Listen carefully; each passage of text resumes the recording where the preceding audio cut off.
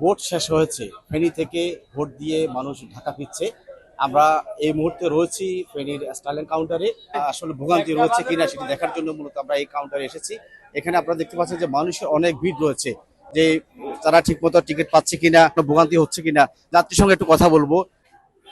ভোগান্তিটা আসলে হচ্ছে আমাদের যে আমরা যাওয়ার জন্য পর্যাপ্ত গাড়ি থাকলেও স্টাফ নাই, বা ওনাদের যারা ড্রাইভার আছে বা স্টাফ যারা আছে সুপারভাইজার নাই।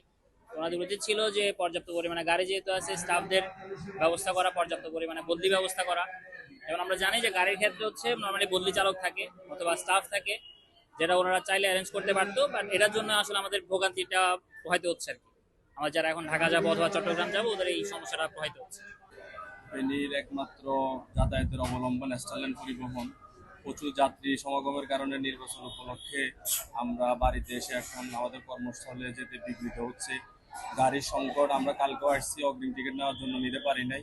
আজকে সকাল থেকে এটা প্রায় 3-4 ঘন্টা ঘুরতেছি, অগ্রিম টিকিট পাচ্ছি না। আমরা কিভাবে আমাদের কর্মস্থলে যাবো, আমরা এটা নিয়ে একটু চিন্তিত। আছে কিন্তু ড্রাইভারের সমস্যা, ড্রাইভার নাই। ড্রাইভারের নির্বাচনের উপলক্ষে ড্রাইভাররা বাড়িতে গেছে, আসতেছে, আসবে এই অবস্থা আর কি। এখন ড্রাইভার আসলে মোটামুটি চেটিং হয়ে যাবে, এটা কোনো সমস্যা হবে না।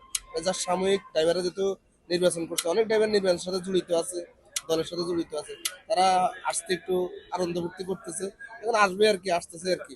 এই জন্যই এই সংকটটা আসলে, গাড়ির জন্য কোনো সমস্যা না। আমাদের সঙ্গে স্টাইলেন পরিবহনের যিনি জিএম, আমরা একটু কথা বলবো।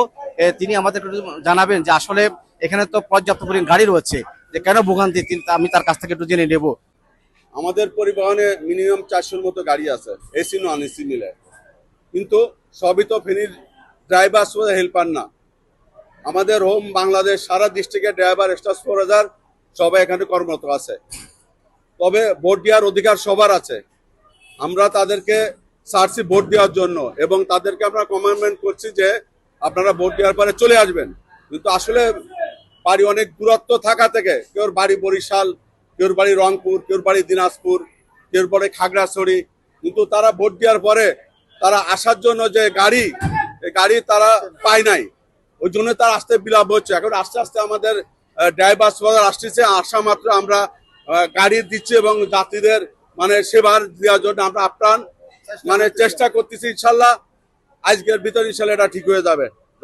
পর্যাপ্ত ড্রাইভার সবার গাড়ি আসলে আমাদের ইনশাল্লাহ সব ঠিক হয়ে যাবে। আমাদের এখনো পর্যন্ত প্রায় 45টা গাড়ি ড্রাইভার স্টাফ সুপারভাইজার নাই। আমরা সবার সাথে যোগাযোগ রাখছি। আমরা ঈদের ভোটের দিন থেকে মোবাইলে অনেক যোগাযোগ করছি যাতে আনার জন্য, কিন্তু বাইরের ডিস্ট্রিক্টের লোকগুলো তো আসতে পারতেছে না গাড়ির জন্য। এই জন্য আমাদের এই সমস্যাটা একটু বেশি দেখা দিছে। কিন্তু আমরা তো স্টাইলাইন সবসময় মানুষকে সেবা দেওয়ার জন্য, ফেনীবাসীকে সেবা দেওয়ার জন্য আমরা সবসময় প্রস্তুত থাকি। এই ছিল ঢাকায় ফেরা যাত্রীদের দুর্ভোগের সর্বশেষ তথ্য। নুরুজ্জামান সুমন, ৭১ ফেনী।